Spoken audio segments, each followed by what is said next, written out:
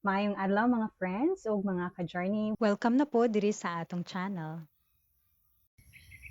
Sa atong video karon kay manglimpyo ta ug mang-harvest dinhi sa garden. Hangin karong buntaga o makulimlim. Tungod siguro kay naay bagyo.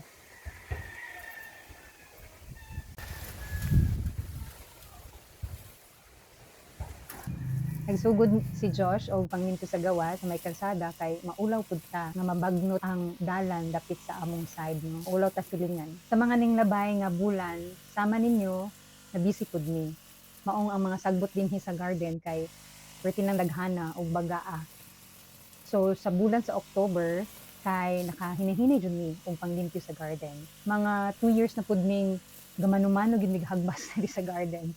Sakit lagi ang lawas, inighuman sa adlaw. Salamat na lang jud no kay naanat kay mga handy nga mga tools na makatabang pagpadali sa atong paglimpyo ug sa atong mga ginabuhat. Sama aning electric ug rechargeable nga grass cutter gikan sa Shopee. Shopee! Kaingon ni nga tambok ning among yuta dinhi kay dili lang ang prutas ang tambok, apil na pud ang sagbo tambok. Inig na mi dinhi sa garden kay late jud mi makamata. Lawom kay among tulog dinhi kay fresh ang hangin ug bugnaw ang temperature. Di na kinahanglan og electric fan or aircon. Tipid. Day off pud namo. So happy kay mi kay walay alarm. Slow ra jud ang among buntag dinhi sa garden. Usahay makamata mi kay ang mga langgam sayo kaayo mamukaw pero makabalik ra pud mi og tulog dayon. Abtan lagi mi og alas 8 or alas 9, una makabangon. Gigutom na ang grass cutter. So mga unsa ta og papaya. Ganon? Hindi, mahuhulog yan. Hindi. Di kasya. Paano hindi kasi?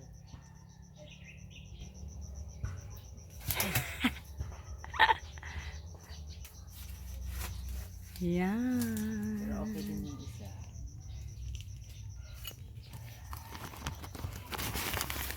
Papaya. Papaya. Isa sa mga gusto na mahitabo sa among garden kay maging self-sufficient ra mi. Kanang dili na mi mamalit og among kaunon. Kung naaman gani, siguro mga paliton, gamay na lang. I think atong pandemic daghan sa atoa ang nagdahom nga unsa na atay garden kay lisod ang pagkaon atong panahona, di ba?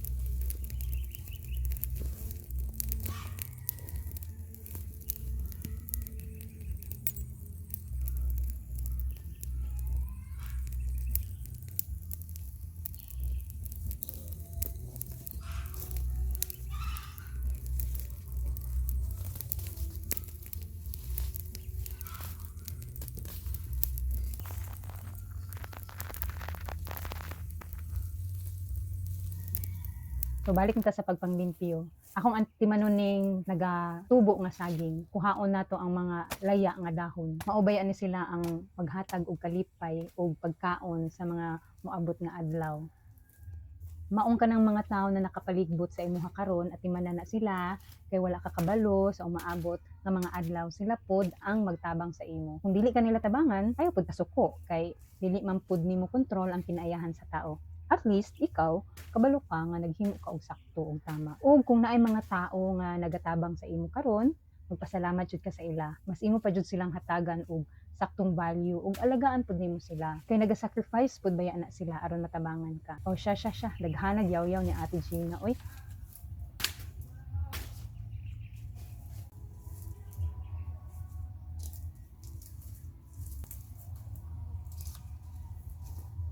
maayo pud baya sa physical ug mental health ning limpyo ang atong palibot.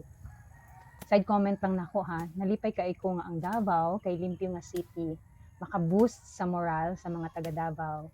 kay at least nakita na nila ang atong adlaw nga pagpanilhig sa dalan sa dakbayan.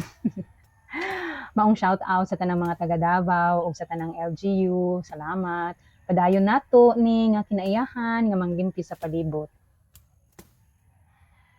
Kung limpyo o naka-organize ang palibot kay maka-help pud siya nga maka-focus ka sa imong mga himuonon, sa imong trabaho kay wala may daghang distractions. Ang kanindot dinhi sa garden kay wala mi internet dinhi. Piling namo taas kay ang oras dinhi. Daghan kay mi og mahimo. Ang main goal namo nga naami dinhi kay magpahuway. Every weekend lang mi nagaan diri sa garden kay naa man sa downtown na ang among mga trabaho. Kaning garden kay mao ni ang among haven o resting place. Char. Thank you, Lord. I'm sure naapod kay imong resting place or nook nga kung diin ma-feel nimo ang peace o rest kung naa ka nang lugara. Dili gikinahanglan nga dako nga area, ang importante naa kay sariling space. Maskin gamay lang.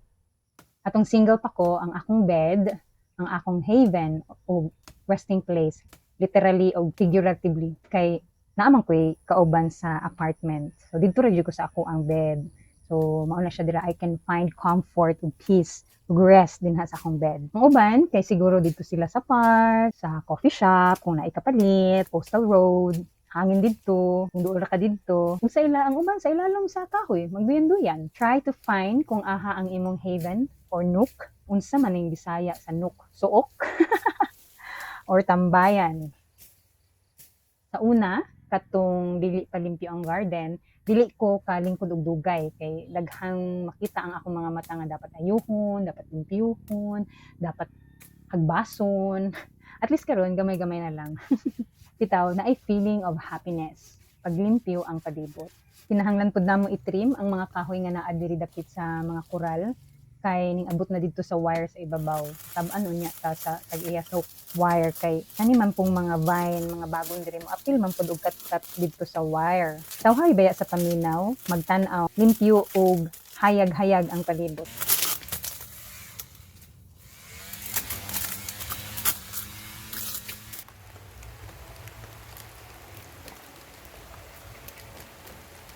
Nalipay pud mi kay naka-harvest mi og saging. Mga tulo na kabulig ang among na-harvest karong bulana. Yehey! Thank you, Lord.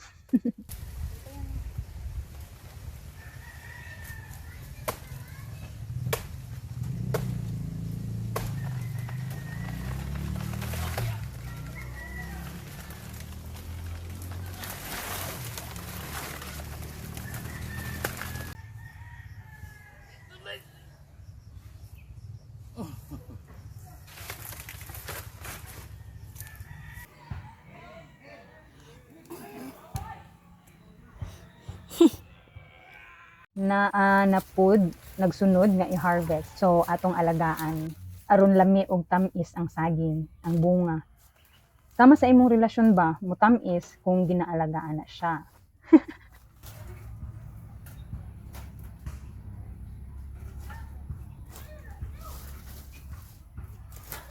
Tanggalon daw ning puso aning saging kay lutuon. Lami baya ni siya sa gulan og sardinas. Si Ate Claire ang nagtudloan na sa mua. Shout out Ate Claire. Hello Ate Claire. Unya kaning mga itom nga mga gagmay nga itom nga dating bulak niya kay pangkuhaon daw ni aron dagko ang bunga. Tinuod ba na? Ha? Ako pong sundon ang ilahang giingon kay mao man na ang ginahimo sa akong mga ginikanan. Farmers baya sila, salig jud ta ana sa ilaha. Wala sila scientific explanation ana, pero kay mao man ang ilahang successful experience, so okay ra kayo nga sundo nato. Wala day akong parents karon nakauban sa amoa kay naoperahan si Papang, minor lang naman. Thank God, okay na siya. Nganong saging among gipili itanom dinhi sa among garden, na ami tulo ka reasons ani. Number 1, kay dali ra mo tubo ang saging. Low maintenance ra jud na siya. Dili gikinahanglan bubuan. Lisod baya mamubo dinhi kay wala baya mi tubig. Sa ulan ra jud mi ga-rely og tubig mga friends. Number 2, all year round siya mamunga. Unlike sa ubang prutas nga seasonal, ang kanindot sa saging kay mubunga any month of the year. So, naara mi makaon nga prutas permi. Rich in potassium baya ning saging. Naan nami mga friends nga nadala sa emergency na ospital kay kulang og potassium.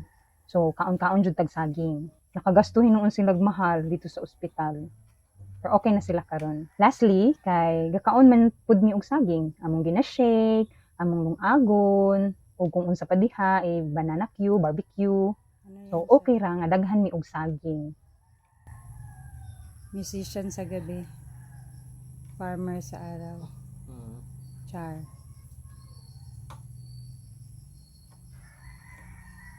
Okay na yan? Ang sobra, amo pong ibaligya. Pwede mo kapalit sa mo. So, mauna siya ang atong ganap dinhi sa garden sa bulan sa October. Daghan pa og ayuhonon dinhi, feeling nako dili siya mahuman. Productive kaayo ang among adlaw dinhi, away from gadget ug sa traffic sa downtown, busy sa downtown. Daghan pa ko og projects nga gusto himuon dinhi. I hope nga ubanan mi ninyo sa among journey dinhi sa garden. Ikaw ka journey, unsa ang ganap sa imong October? I-share sa comment section aron apil pud mi malipay. Hinumdumi nga sa atong panaw sa kinabuhi, it's better to journey together. See you next video, friend. Daghan salamat sa pag-uban. Bye for now. God bless.